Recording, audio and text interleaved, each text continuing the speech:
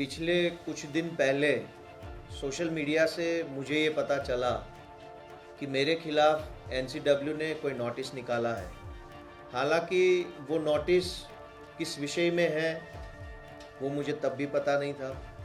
वो नोटिस अभी तक जब मैं ये बोल रहा हूँ मुझे मिला नहीं है।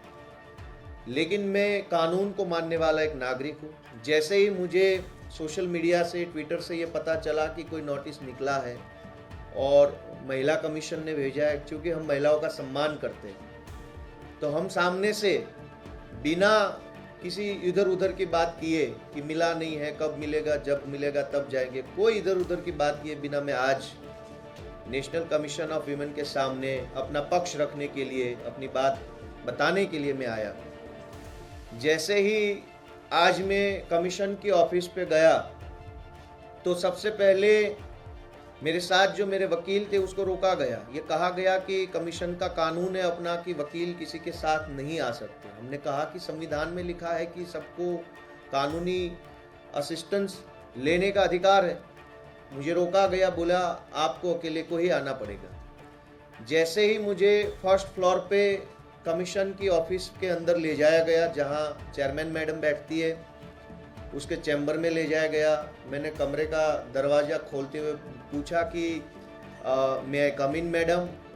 उसने बड़ी एरोगेंसी से कोई जवाब नहीं दिया और मेरी तौर देखते हुए बोला कि बहुत ही बदतमीज हो तुम, क्या औकात है तुम्हारी और क्या हैसियत है तुम्हारी। मुझे ये कहा गया, मैं शॉक हो गया कि ये क्या भाषा है, ये किस टाइप का इन्वेस्टिगेशन है, ये किस चीज़ के लिए मुझे इस कमरे में, इस ऑफिस में बुलाया गया। मैं शॉक हो गया। मैं कुछ नहीं बोला क्योंकि वो चेयर पे बैठी है। चेयर की रिस्पेक्ट करना सिटीजन होने के नाते मेरा फर्ज बनता था। मैं सुनता रह गया।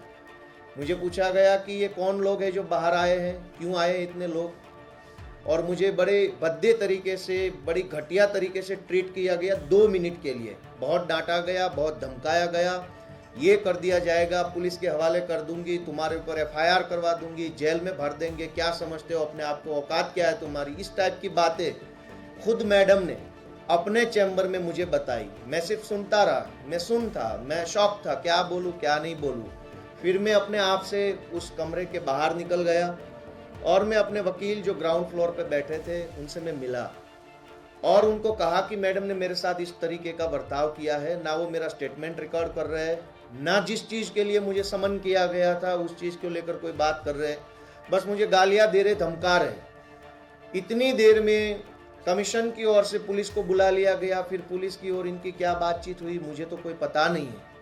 लेकिन फिर मुझे पुलिस की मौजूदगी में बताया गया कि ऊपर आपको बैठना है। कुछ 8-10 लोग सिविल कपड़ों में थे।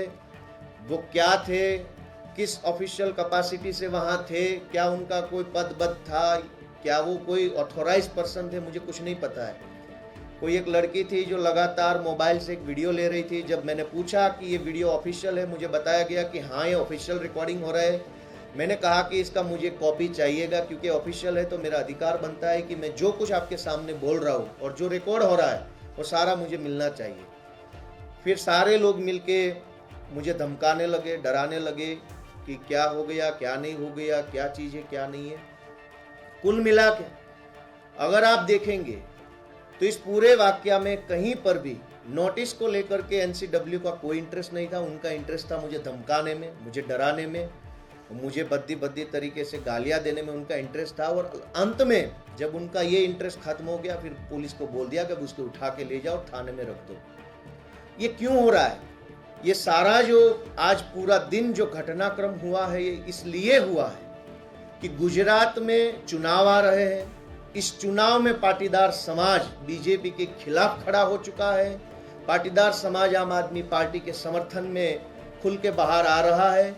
चूंकि बीजेपी पार्टी गुजरात में पाटीदारों से नफरत करती है, पाटीदारों से बहुत चिढ़ती है। पिछले कुछ साल पहले पाटीदारों के 14 युवाओं पर बीजेपी की सरकार ने गोलियां चलवाई थी और 14 युवाओं को उसने एक तरीके से मर्डर कर दिया था। बाकी जो बच गए उनके ऊपर हजारों फर्जी मुकदमे लगा के हजारों युवाओं को जेल में बंद कर दिया था, उनका करियर खराब कर दिया था।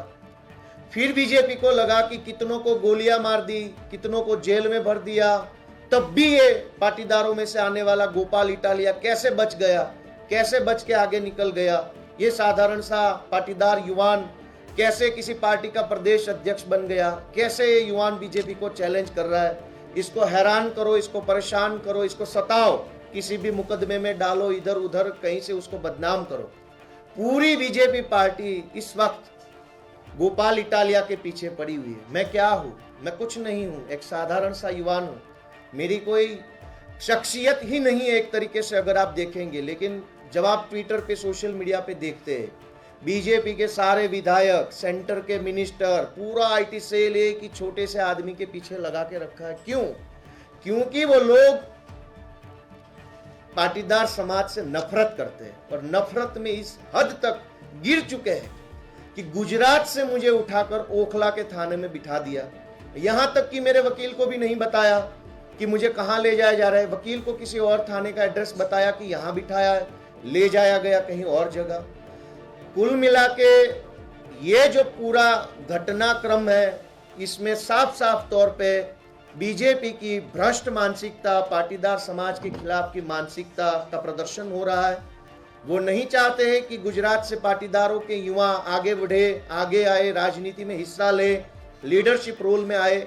वो नहीं चाहते, इसलिए किसी न किसी तरीके से गुजरात में भी मेरे ऊपर पिछले दिनों में काफ़ी एफआईआर्स लगाई हुई है।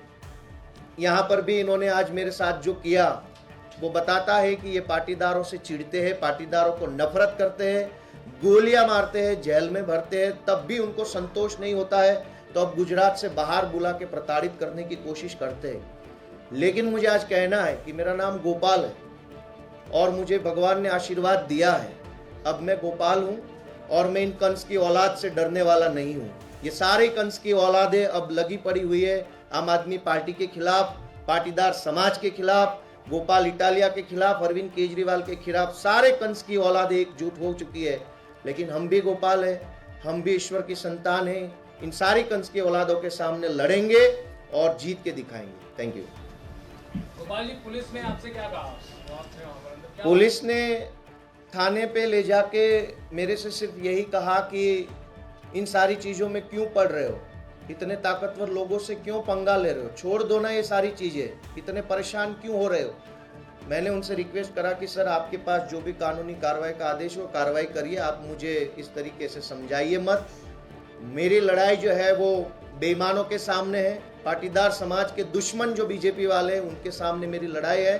चाहे जो मर्जी मुझे जेल में डाल दे, फांसी पे लगा दे, गोली मार दे या पूरे देश में मेरे खिलाफ मोर्चा निकाले, मैं ये लड़ाई लड़ता रहूंगा।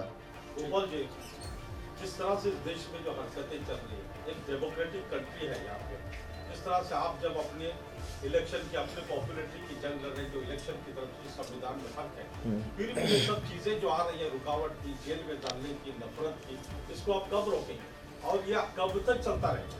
ये जो पूरा जो चल रहा है इस देश में अनडेमोक्रेटिक सारा कामकाज, उसको रोकने की तो लड़ाई लड़ रहे हैं, और लड़ रहे हैं इसलिए बीजेपी को परेशानी है।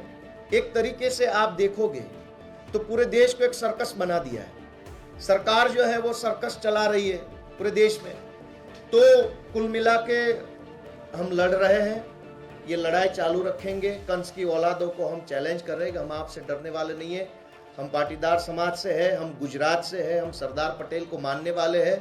इस लड़ाई को अंजाम तक पहुंचाएंगे और जीत के दिखाएंगे। जय हिंद।